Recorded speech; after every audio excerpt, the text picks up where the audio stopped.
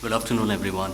Uh, I'm going to talk more about the technology challenges that are basically faced while uh, e-enabling a school from the perspective of an IT enabler, and that is exactly what we do. So, like it was rightly said, that it's not only the interactive boards and the new software and 3D and multimedia that only accounts for you know giving out good education or interactive education to the students, but there's a lot behind that that needs to happen in certain areas or simultaneously. So that to uh, you know talk with the teachers, to their peers.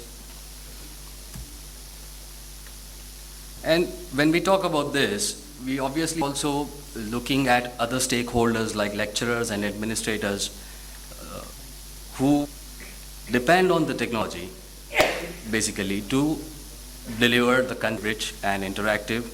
They need access to personalized information. As the most important part, they need access to this content 24 by 7. On the other hand, when we look at the teachers or the lecturers, they need to support their students. They need to manage the lectures, the schedule. They need to publish it onto the calendar. They need to collaborate with their peers, the teachers. They need to reduce the administration time and access rich curricular content and share their views and best practices onto the centralized portals. Whereas the schools, the administrators, basically they need to manage the students as well as the course details. They need to access the performance. They need to improve the productivity based on the feedbacks and everything that is received from there. They need to further the develop schools. How do we enrich learning by putting in interactive boards and 3D content and multimedia content, interactive content? How do we keep the students engaged so that they are not bored anymore? But we, as IT enablers, have always observed a couple of challenges while talking to different schools. And some of these are what I'm going to take up today.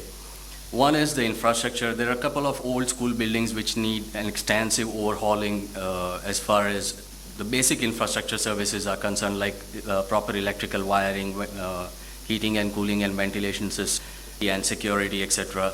Security in terms of both the infrastructure as well as the IT infrastructure, so that students, when go onto the internet, do not surf websites which they are not allowed to. Basic requirements in availability of electricity and telephony. Always on internet connection is something that is very hard to find in remote areas. Another challenge that we normally see is technology. Technology is meaningless if access to that technology is given for just 5 minutes a week, or the ratio of the number of computers to the number of students is, not good. I mean, so they take turns, and those turns are usually week after week. So schools are also faced with limited budgets, and they have to make use of those budgets to purchase the right kind of equipment so that the investment is in the right area. Plus, if we look at certain surveys, we see that low-income homes and ethnic minorities basically don't have access to high-speed internet at homes, or they don't have computers or laptops at home. So when we are talking about 24 by 7 availability of the course material and interactive learning, this is again a technology challenge that we are seeing.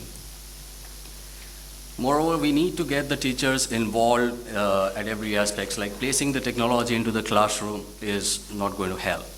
No, we need to get the teachers engaged into this. They need to be trained. They need to be made aware how to handle common situations while teaching. If the software crashes or if there's a hardware error or some problem, normally we have seen that they tend to get discouraged. But with proper training, that could be taken care of. Another important aspect that we have seen normally is the on-site availability of technical support. When we are talking about getting all these gizmos and everything inside a classroom, We are also looking at, providing adequate technical support to ensure that these systems are available 24/7 and they function smoothly. Obviously, it's the kids that are going to use these things.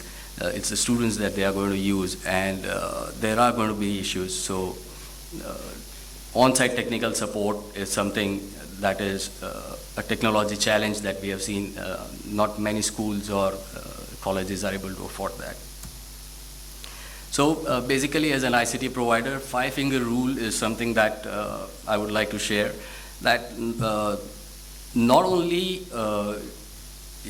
technology should be brought inside, but the ICT providers should get engaged at a very early stage with the schools. Try to see what the current infrastructure is. Try to see how that infrastructure can be properly utilized with minimized cost. Provide training to the school staff on how to handle the hardware and the software. Provide demonstrations on how to get or incorporate the technology into learning for teachers. Provide on-demand help and perform regular proactive low-level maintenance that is required on site so that there are less breakdowns. Yeah. So that was our what timing?